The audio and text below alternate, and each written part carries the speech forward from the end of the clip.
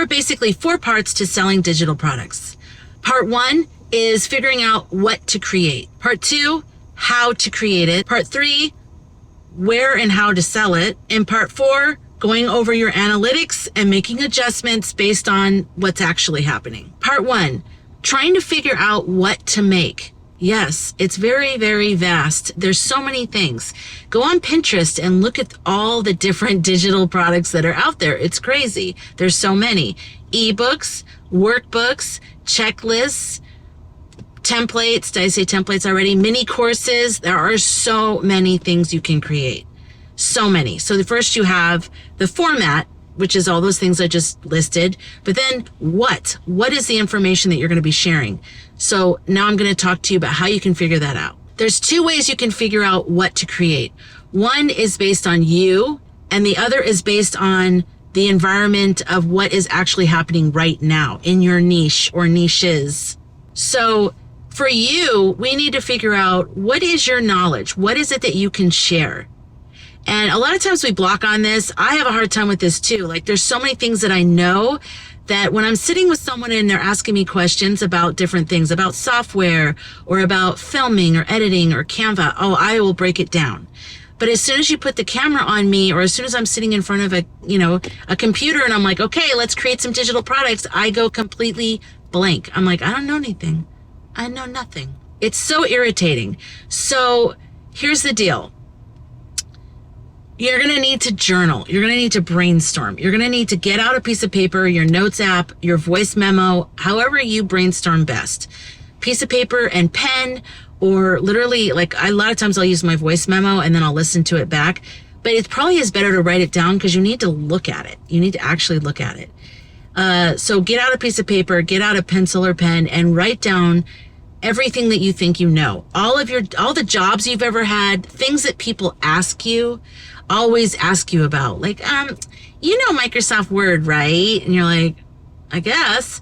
Microsoft Word, software programs, maybe you know about real life stuff. It doesn't have to be digital stuff. Like, you rescue birds. There's a very popular channel on TikTok that I just found that I'm in love with.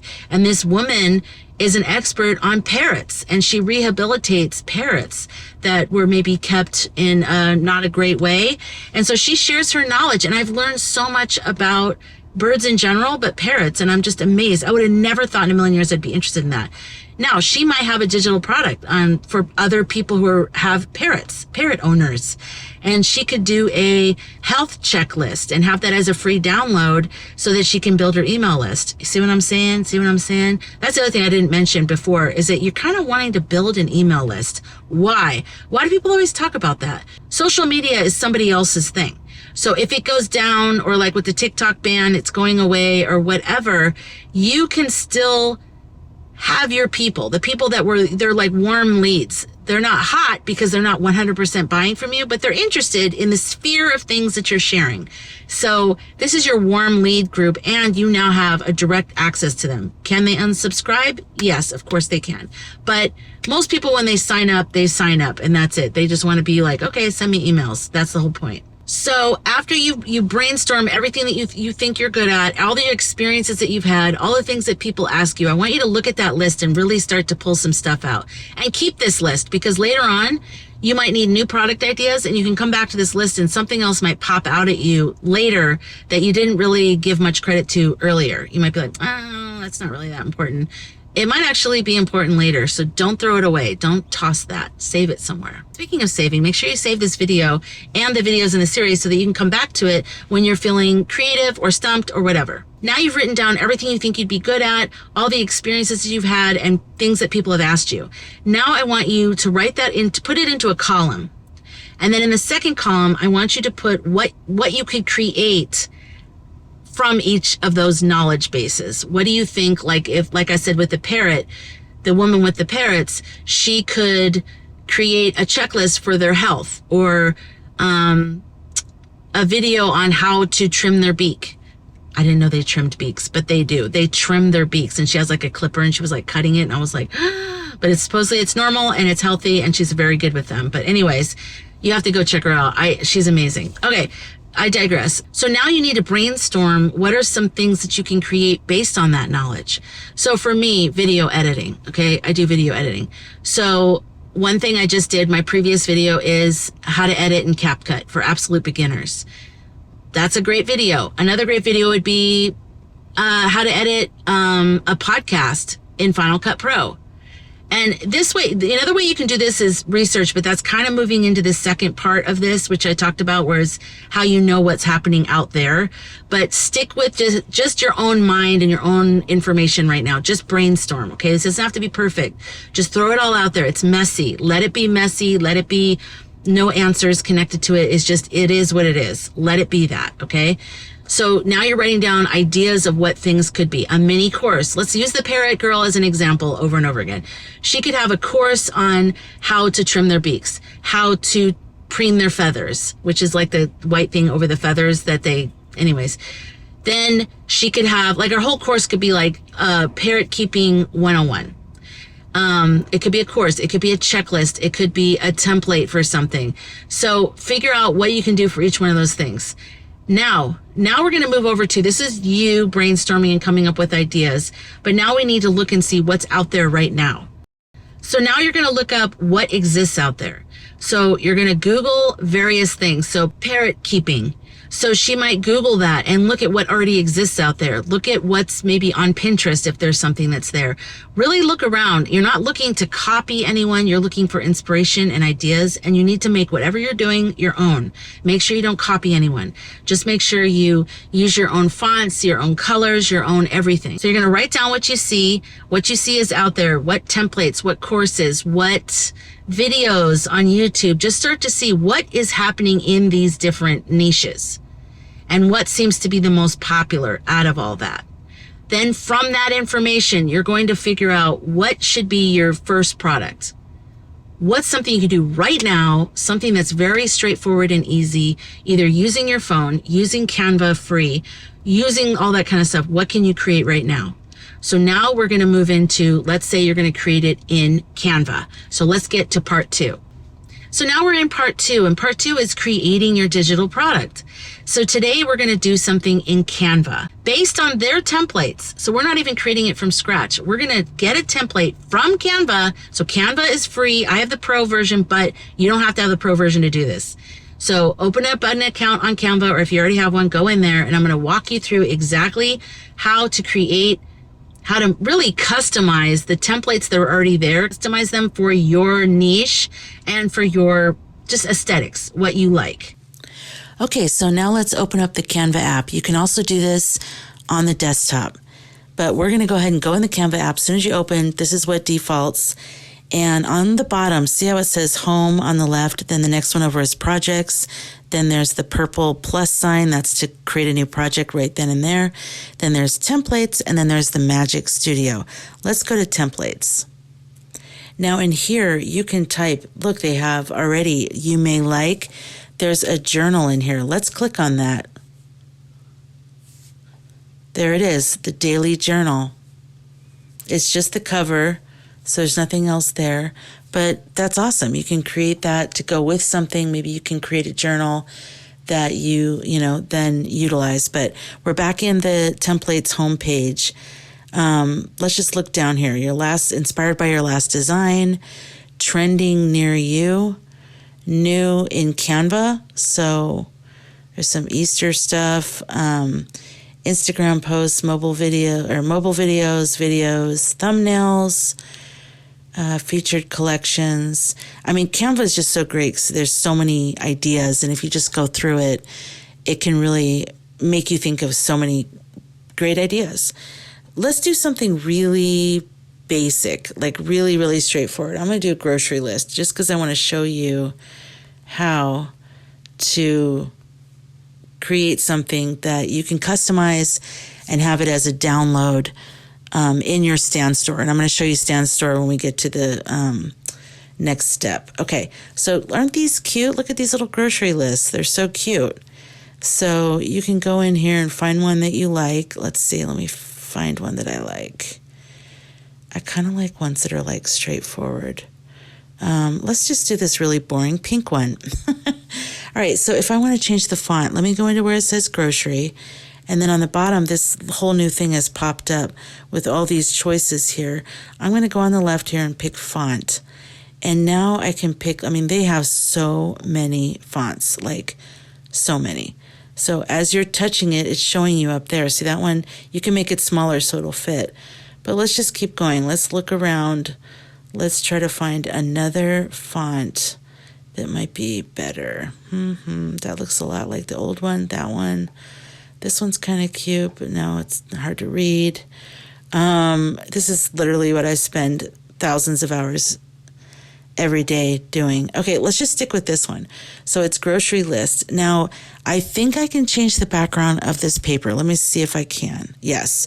So I just tapped where there was nothing on the bottom right. And see on the bottom it says color, and you can see that pink color. Let's change that because I am not a fan. So let's make something, how about something gradient? It's kind of pretty. It might not show up in people's printers, but let's see. What else can we do? Let's do a nice, let's do a yellow. Okay, but I want to make it lighter. So I'm going to tap on that plus there. Did you see that on the upper left with the rainbow box, and then there's a plus? Go ahead and tap on that. You can move this around and find it to be lighter. So if I go towards the white, see how it's like lighter? So much better. So let's just make it nice and light. There, perfect. And go ahead and get out of there. And let's add clip art to this just to make it look kind of cute. Go to elements, the second one over on the bottom. Go ahead and click on that. And now look at all these different things. It has recently used, shapes, graphics, AI generators, stickers. It's cute. Photos, videos, audio, charts, tables, frames. You notice that picture frame? That's neat because you can slide a picture in there and it'll be that shape. Okay, so let's do one of these cute, those stickers are so cute. But since we're doing this for print, we're probably going to want a graphic. So I'm clicking see all, and I'm going to go ahead and click grocery. And then just hit return, see what comes up. See how cute that is? So let's just do a little cart like this. And then we can make it smaller by dragging the corners. And we'll just move this over here like this. I mean, I probably wouldn't do this, but it doesn't hurt. Okay, let's grab another one. I just want to grab one more thing. I like the look of the grocery bag. Let's go ahead and get one that has all the colors in it. Make it smaller by dragging the corner, and then you can just go ahead and move that right up there. Now let's move this list word down so it doesn't overlap. There you go.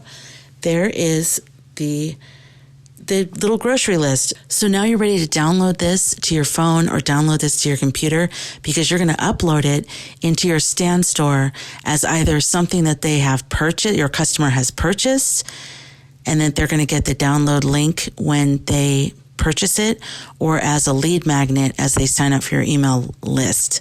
So the second one from the top, the one that looks like the arrow down, that's download. I'm going to go ahead and tap that, and it starts downloading it right away. And I'm going to just let that go there. And there you have it. It is saved to your camera roll. Okay, now I'm going to try another one. I'm in templates. I'm typing in social media planner. Okay, press search. Let's see what comes up. Okay, so here's some content calendars, and you can, look down. Some of them are very open, so you can really add stuff in. Some of them, like you see the upper right, it has imagery and different things. You can create something from scratch too. You might look at these and go, I have an idea. You can totally create something from scratch. Okay, so here's social media planner. So let's go into here. This is totally cute. I almost don't even want to change anything, but I know I know we have to. But anyways, you can change the colors, you can change the fonts just like we did, and you can even do it for an entire month, or, where you create multiple pages of the same thing, and then you just bundle them together as a PDF, and then the PDF is what you send to people, not an image. So you can have multiple pages. So it'll be awesome. So yeah, that's how you use Canva. It's really fun. There's lots of ideas for things. And, I highly recommend just getting your free account and looking around, trying different things, and just having fun. Just have fun with it and solve a problem for somebody. Solve a problem that was something that you solved for yourself, solve it for someone else. To do a template, if you're going to share a template where people access that Canva link and then they're not messing with your original, they're messing with a template that you've sent out, you do need the pro version. So I'm just letting you know that right now. But you can create checklists. You can create a lot of different things in Canva for free. Now we're at step 3, selling your digital products. I'm going to go over today Stan.Store. That's the name of a place where you can sell your products. There's many different places you can do this, but I am familiar with Stan.Store, so that's the one I'm going to go over in this video. Stan.Store is basically a place where you host your digital products, so your template, your checklist, your mini course, whatever it is. And then so when people, let's say, are on Instagram or YouTube and they click on your link, they go right there. And it actually, when you're on your mobile device, when you're on your phone or iPad or something like that, it's very seamless. It just feels like you're just scooching over to the next thing. It doesn't feel like you're actually leaving the app. And that's always like a block on some stuff. A lot of people won't do that. Like it'll say, you're leaving the app. Do you really want to do that? People are worried about being scammed and just like they're not sure with links and stuff. So Stan.Store just feels very intuitive. It just sort of you flow over there. And I like it for that. I also just like the way it looks. You can really customize it. You can do whatever you want. They have a bunch of different templates in there, and they have 2 levels of paid. And so the higher level of paid, you can do even more customization. You can offer payment plans and all kinds of stuff. But just for the sake of this video, I'm going to show you what my Stan.Store looks like and how I set mine up. You can have something where you're giving something away for free. Lead magnet. So it could be an audio download. It could be a video masterclass. It could be a small ebook. It could be a template even. It could be so many things that you want to give away that then people give you their email address, and then now you have their email address and now you continue that relationship. So on here, people, when they find you somehow, they see your post on TikTok or Instagram, or they see a video of yours on YouTube, they click on your link and they go to your store, and maybe they see something they like. They can buy it right then. When you set up your Stan.Store account, you put in all your banking information and all that kind of stuff. So now it's on automatic. You don't have to think about it. So as you're maybe making some videos or you're making some content for TikTok or Instagram or YouTube, you're in that mode, right? And now if people want to learn more about you, well, hey, I really like the way you describe stuff. What else do you have? They go to your store, they see what you offer, and let's say they buy something. It's all happening like overnight. It's all happening when you're not even like paying attention to it. So they buy it. They automatically, once the purchase goes through, they get an email with the link to download whatever it is, or the link to go view the masterclass as an unlisted or private video. The link can be to download a checklist or whatever it is. Whatever it is that they've purchased, they can then access it from the confirmation email. It's that easy. It's crazy. So the real thing is, what are you selling? It has to be something compelling, because creating it isn't even that hard. Selling it is not that hard in terms of the exchange of them giving you their credit card and then getting whatever link to download the product and whatever. That's not even that hard, because those two things are kind of like, you can just do that. The real trick is knowing what to put out there.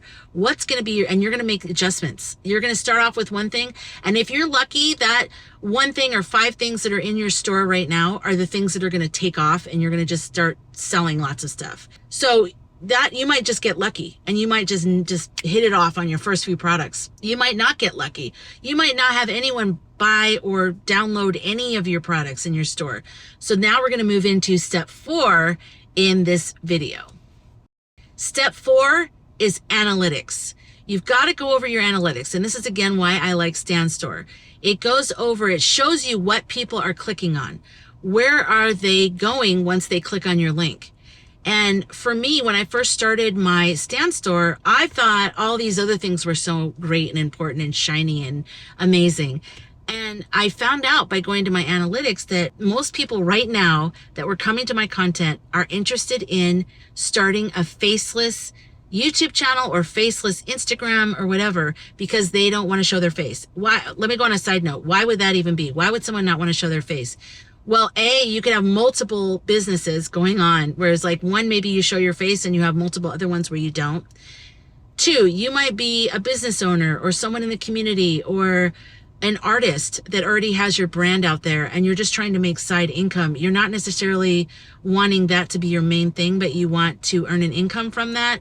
So you start a faceless account for that. Or maybe you just don't want people knowing what you're doing and you just want to figure it out. So I do have a faceless guide in my Stan.Store.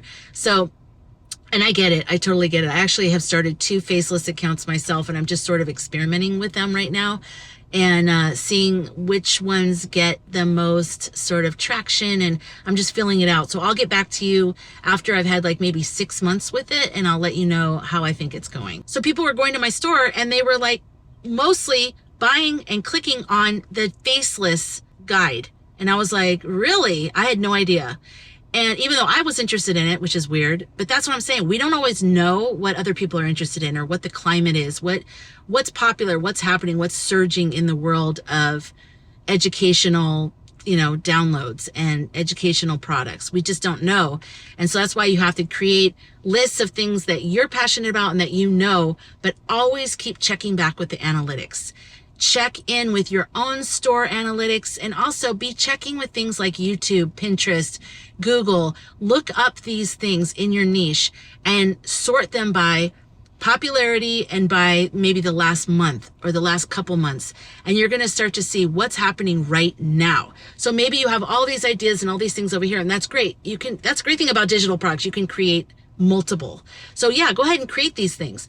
But if you're not seeing traction over here, maybe you need to research what's actually happening. So keep this one there because you never know. It might pop off. You never know.